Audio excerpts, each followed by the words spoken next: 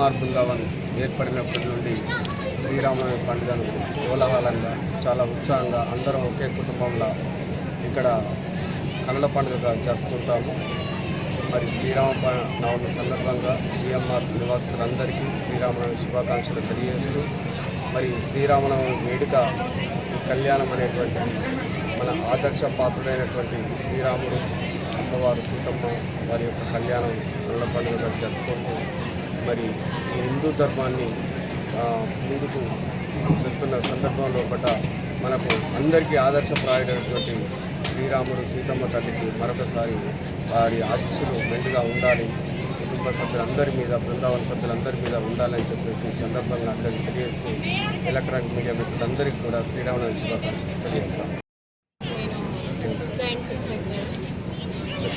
Joint secretary.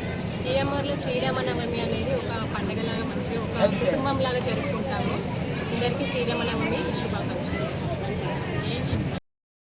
నేను కోశాధికారిగా ఉన్నాను GMR Brindavan apartment.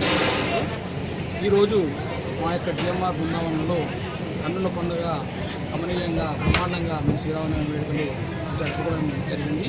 ఇలా ప్రతి సంవత్సరం కూడా మేము ఈ వేడుకలను చాలా ఘనంగా ఒక వసుదైక కుటుంబం లేక మేము జరుపుకుంటాము.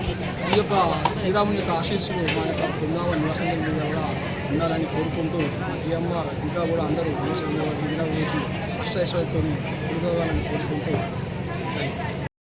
ప్రతి సంవత్సరం కూడా అన్ని పండుగలను అందరం కలిసి సామూహికంగా జరుపుకుంటాము. ఒక్కొక్కరమే కాకుండా ఒక కుటుంబంలా అందరం కలిసి తలా ఒక చెయ్యేసి అందరూ కలిసి మంచిగా సంతోషంతో సుఖ సంతోషాలతో ఉండాలని శ్రీరామనవమి సందర్భంగా అందరికీ కూడా శుభాకాంక్షలు తెలియజేస్తూ బృందావన్ అపార్ట్మెంట్ అసోసియేషన్ అధ్యక్షుడిగా పనిచేస్తున్నాను.